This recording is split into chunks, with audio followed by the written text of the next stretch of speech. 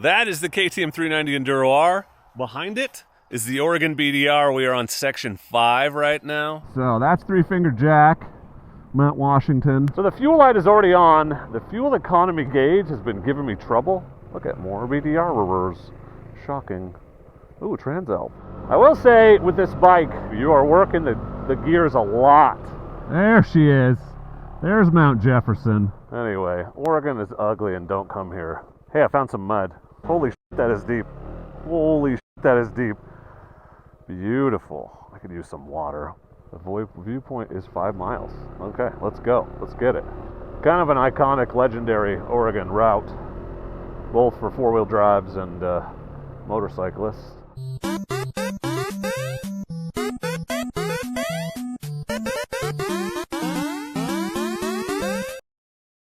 Hello friends! It is time to put this thing to the test on the Oregon BDR and explore some of my favorite parts of this state that I'm lucky enough to live in. And we're also putting some new luggage to the test and riding gear. There's a bunch of new stuff going on today, so it's going to be a fun adventure. Let me just walk you through the setup before we start rolling. First of all, let me say the ride up here was a blast. This bike is super fun on the road. I wish the gas tank was a little bigger, but plenty of power to pass, super fun in the twisties, and it's hauling this luggage like nobody's business, super easy. So that has been very fun and a pleasant surprise, so I'm very excited about that. I'm wearing the Tourmaster ADV Light mesh gear, which is new. I haven't tried out yet. I've tried the non-mesh, but I'm trying out the mesh for the first time. This guy's coming through, I think. You going this way? All right. I'll be catching that guy in about 10 minutes, I'm guessing. So, ADV light gear, obviously this is the Moscow Ape Cat vest, which I like to wear, which I'm actually annoyed that I'm wearing it right now because I have so much stuff on the back of the bike. It's actually pretty uncomfortable to have the pouch all the way down at my waist when normally that's much more comfortable, but not when I can't sit back. So got the Enduro R, obviously. A lot of people said, you should try out some different types of luggage in response to some of my recent luggage videos. So we are rocking the Kriega setup today. This is their dry bag, and then two 18-liter bags on the side with their dirt bike harness. Also got the Climb X1 Alpha helmet everyone's been asking about. So a lot to test out today. I brought an extra gallon of gas just in case. Not sure if I'll need it, but I didn't want to worry about it when the fuel light comes on. So I'm excited. Let's get out, let's ride the BDR, and really put this thing to the test in the area where I think it should shine the best. So this will be fun. This part of section 5 is starts out with this really fun forest paved road, and then we'll hit some gravel. We'll cut over to Highway 22 briefly, and then up and over the top to Detroit. Pretty fun. This thing has been a blast to rip up the mountain road here. Sandian Pass is very twisty, and as long as you don't get stuck behind people, which I do, but I know where all the passing zones are, so super impressed with these stock tires on the street, these Metzler Carews. They're very good. You don't really notice they're not street tires, so not bad, not bad. And there's no knobbies on the side to fold over when you lean really far in, so that's an advantage. So that's Three Finger Jack, Mount Washington, and over there in the distance, kind of hard to see, is Mount Jefferson. And the Three Sisters. Wow, it's a good view of the Three Sisters actually from here. So, you know, right in the heart of the Cascades. Well, I wanted to test how well this mesh gear would flow air, and if I'm being honest, I'm kind of cold. Like, I'm freezing cold. It must be in the 50s temperature-wise, which is crazy because it's supposed to be up to 80 today, but, you know, not at elevation, obviously. So I guess it works really well because I'm cold and wish I'd brought a different jacket. And I didn't even bring, like, when I'm smart, I'll bring like a windbreaker to wear underneath, but I didn't because I didn't think I'd need it. So yeah, there's a lot of big potholes on this road from the winter. Again, not earth-shattering revelations. Obviously that's going to happen, but a few of them have surprised me because they all seem to be in the shadows. But there's one right there. The front suspension has soaked it up well, and this thing has enough power to at least partially get up and over them even when I'm sitting. I will say the front feels a little squirrelier than normal because of all the weight on the back. I did crank the preload up to what it says under the seat for max capacity. So right around here is where I got stuck there was snow, and I had to turn around a couple years ago, and I came up to scout this on the Tenere. Yeah, because I think that's Tule Lake up here, and so it was right before that. A few nice camp spots. There's one. I think this is the lake where Eddie's dad caught that big fish. So I think there's fish in here, if you're into that kind of thing. There's no one here. I need to come up here and camp, because there's 3 decent campsites, and there's never anybody here. At least during the week. I imagine on the weekend it's crazy. So, easy place to put a kayak or something in. Gorgeous setup. So the fuel light is already on at 68.3 miles. The fuel economy gauge has been giving me trouble. It's still saying I'm getting 28 miles to the gallon, which freaked me out enough to get gas after just 12 miles. And it only took like a quarter of a gallon. So that can't be right. I don't know why it's saying that. So I don't know if the fuel reserve light is based on that or what, but something's funky with the computer. I have an extra gallon on the back, so I'm not really worried about it. And we're pretty close to Detroit now, but it is concerning. I'd like to figure out if that fuel light is accurate, so I can stop having anxiety, because at 68 miles, we should just be a little over half a tank down. You know, optimistically. Conservatively, if I'm getting 50 miles to the gallon, then, you know, there's a gallon and a half gone, I guess. Not quite. A gallon and a third.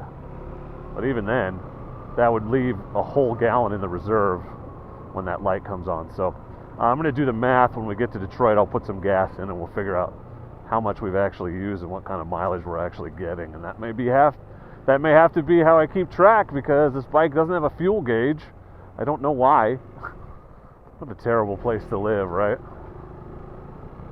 Actually, what's terrifying is this very land we're riding through right now is up to be sold in the new Senate reconciliation package. So, you know, call your senators if you haven't, because the whole BDR, this BDR for sure, and probably all the other ones, will cease to exist if they sell this off, privatize it. It'll be nothing but gates and no trespassing signs. So that would suck. Can't believe it's even something they're considering. Not to get overly political, but public lands are supposed to be public, and they should stay that way. I spend a lot of my time on them, and I'm sure a lot of you do too, so don't let them take them away from us. So once they sell them, we're not getting them back. There it is, Detroit Lake. So we go around the lake, and then Section 5 ends in town. Now, let's see. We got food trucks. I think. Are any of them even open? So, some of you know, but well, that one is. This whole town was just decimated by a wildfire a couple years ago. And they haven't rebuilt a ton of stuff here in the city proper, as you can see. It used to be a restaurant and a whole bunch of stuff. The store, so this side was spared, but whatever was here, the old Cedars restaurant, burned. Crazy. Look at more BDRers. Shocking. Ooh, Transalp. Nice. So I'm at the grocery store in Detroit, and I pull up, and there's a couple adventure bikes, and take my helmet off, and what do I hear but, hey, it's the Dork. Yeah. So what's up, guys? What are your names? Dan. Jim. And what are you guys out doing? The BDR. Not like my buddy, Secret. So what do you think so far? You're coming, so they've been doing it in order. So they came from California, or actually Nevada border. So you're 2/3 of the way done. California. Yeah. We didn't trailer. Yeah. Good for you. You got the bikes for it. We're doing it. We're getting it done. What do you think about the route? It's one of the tougher ones. Yeah, I mean, it's brutal. It's got quite the variation of terrain. Yeah. If you want snow, if you want gravel, if you want whoops, deep sand, powder. Yeah. Silt you got beds. It all. Yeah. Oregon is a diverse state. It is a diverse state. Awesome. Well, good luck on your run, guys. Good to see you. Good to meet you. All right. Take care. It's premium non-ethanol in Detroit. So let's do some math and see how we're doing on fuel. Well, it's nice to run into those guys over there. It's pretty funny because, like, I never assume anyone's going to know who I am. Like, I hope I never get so arrogant as to think that, oh, everyone that rides an adventure bike knows who I am. But it is about 50-50, so I just never know. But the second I took my helmet off, I was like, oh, yep, they know who I am. That's cool. But yeah, I'm out here doing the thing. I do the thing. Who knew? I think I got about 90 miles. We'll verify before I reset it. Yeah, 48 miles to the gallon. Pretty good considering I am overweight for this bike to begin with, and then I have probably 40 pounds of gear on here. 16 pounds in the 2 liquid things already, so 48 is good. I figured about 50 is what I would get, and that seems to be what we're getting. However, if you look, it's lying, because that says I'm getting 30 miles to the gallon, and that is not what's happening. So ignore that, it's a liar. We'll run off the 100 miles per tank-ish. At some point I'll run it all the way out just to be sure. I think it's 2.4 gallons or something like that, so I probably get like 110. Okay, section 5 complete. Section 6, here we come. I will say with this bike, if you saw Ian's video on the adventure, he was talking about how it makes no power down low. It has 0 low end power, and that is 100% true. You are working the gears a lot on this bike to keep it in the power band if you want to have power. It doesn't crawl or tractor at all. It's definitely got a street bike motor character. That's what I mean when I say this is like an adventure bike, a naked adventure bike, because it has a lot of street bike concessions, and I think that engine character is one of them. In an adventure bike, they often have street bike motors, so that makes sense. But it's not like a thumper. I mean, it is a thumper, but it's not like a dual sport thumper. It's not like a KLR. It doesn't tractor at all. It just flames out. People keep asking about the flame out issue now that I fixed the kickstand, so I bypassed the kickstand switch by I zip tied the magnet to the switch so that it won't disable it even when the kickstand's down. And if there's been any fewer issues, and honestly I haven't been standing up much today because we haven't done anything difficult, so I'm sure it's better at not getting killed by the kickstand switch. It'll be interesting to go back to the trails and see just how much of my trouble with it dying on me was that and how much was actual flameouts, because there were some actual flameouts, because it still dies even when I'm sitting down sometimes. So we'll figure it out. But we're only, how many miles have I got on this thing now? 205 miles, so it's a really hard, a little premature to make any broad generalizations about it. Just impressions so far. Remember that wildfire I told you about? Now the whole top up here is a good reminder that it happened. They're still working on the Forest Service road on the other side. But yeah, some desolation, some devastation. Can you hear that whistling? That is really annoying. I've never had a helmet that does it that bad, and if I close the visor, it stops. Pretty weird how bad it is. What the hell? Climb. People run with their visors up a lot. How do you not get that in the wind tunnel? There she is. There's Mount Jefferson. That's what I was after. We're a lot closer than we were this morning. I gotta get a picture of this. Yeah, for sure. Not a terrible view. Yeah, Jefferson is right there, man. You can touch it.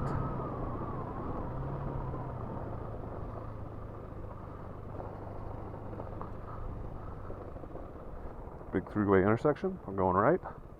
Actually a 4-way. Yeah, looks like they're falling, doing some salvage logging over there.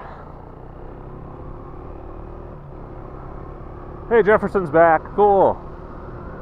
And Little Jefferson on the left. They just call that one Jeff. My name's Jeff.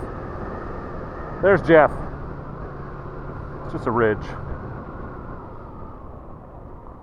Bro. Anyway, Oregon is ugly and don't come here. Yo. What a terrible place to live.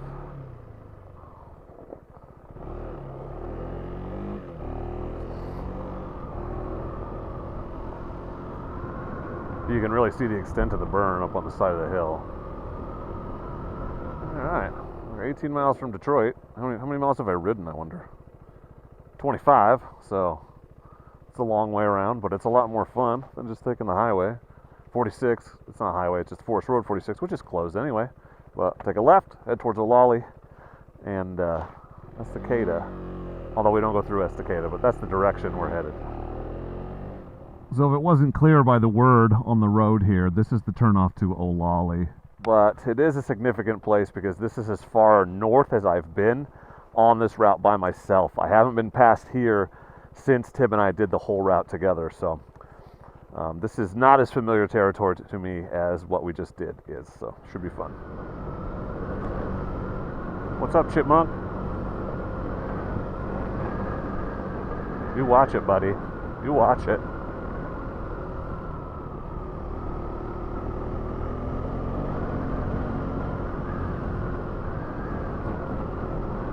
Yeah, some bumps. There we go. We need some bumps, bro. Gotta test this luggage. See how it does on some bumps.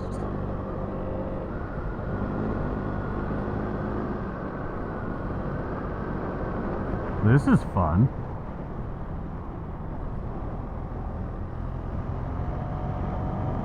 Tiptoe through the tulips.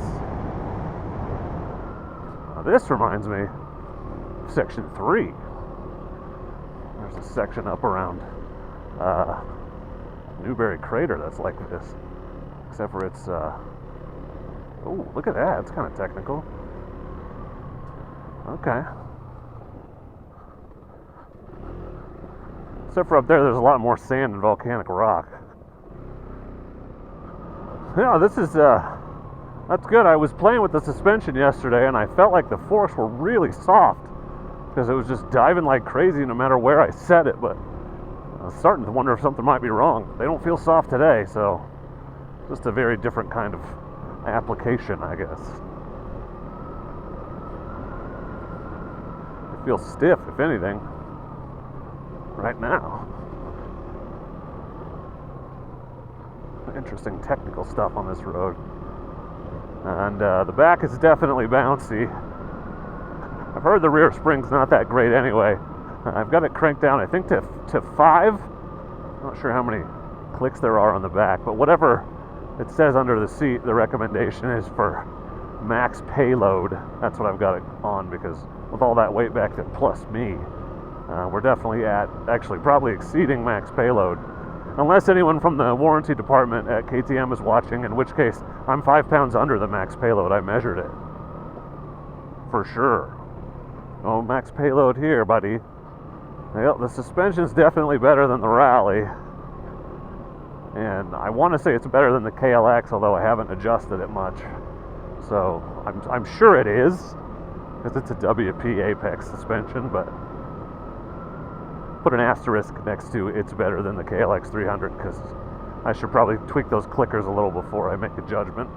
At least it has that. It's definitely better on the road than both of those bikes. This thing's actually really fun. I haven't really done much freeway on it yet, but that'll happen. But just like cruising the highways, plenty of power, plenty to spare. Doesn't feel wrung out or buzzy. Power to pass. It shifts smooth, it's fun in the twisties. So it's a lot more fun on the road than, you know, the KTM 500, 350, the Betas, all of those dirt bikes, those true enduro bikes, dirt bikes with turn signals.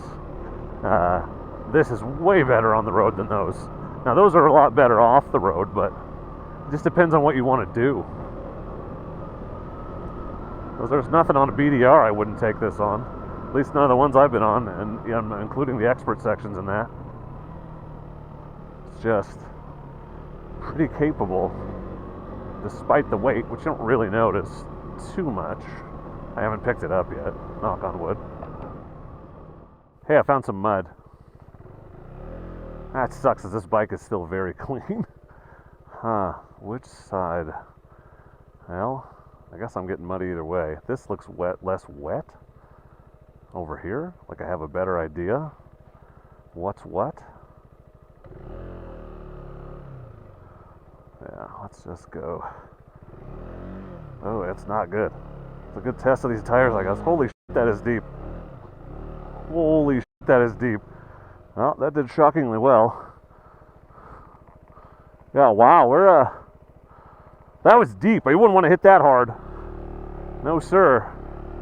And if it's like that all the way underneath that puddle, you sure as hell don't want to splash through it.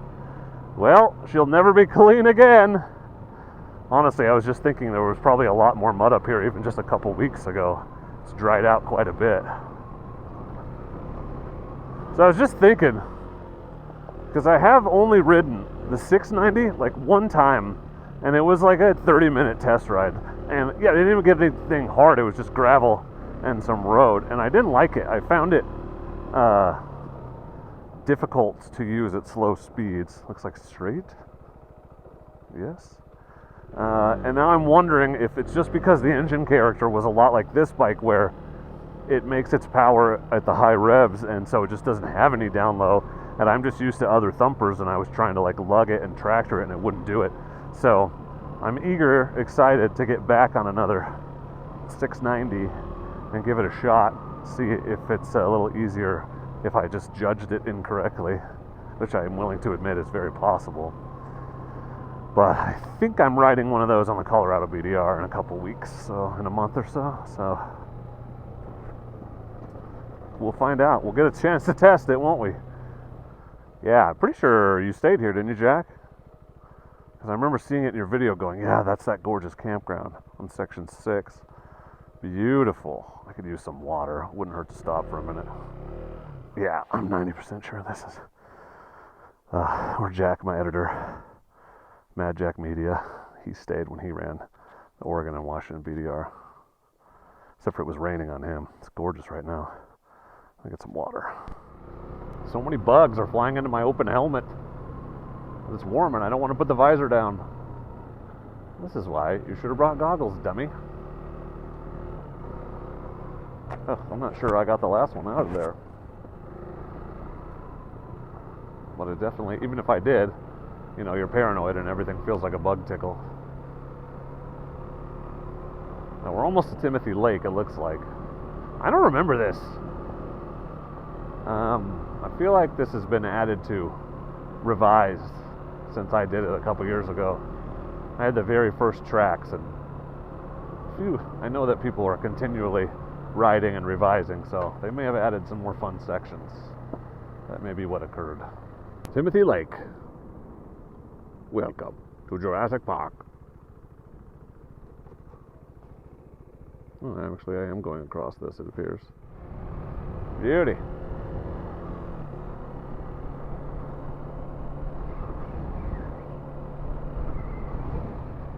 That's much bigger than I was expecting.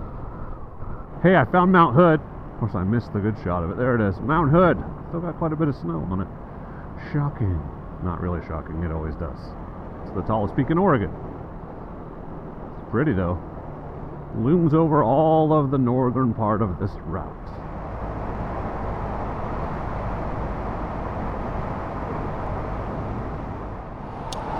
So I'm taking a break at the gas station outside of Government Camp, just south of Government Camp. I'm probably 7 miles from the end of the route. Gas mileage got better. I got 55 miles to the gallon. To be fair, that last tank was mostly uphill. But here's what I'm thinking, because it's 4 o'clock. I know that the route isn't clear all the way to Hood River, and honestly, after Bennett Pass, it's just a bunch of gravel roads down to the city. That makes sense if you're like trying to finish the route. I don't really have any desire to ride it again, especially when I know that's not clear anyway.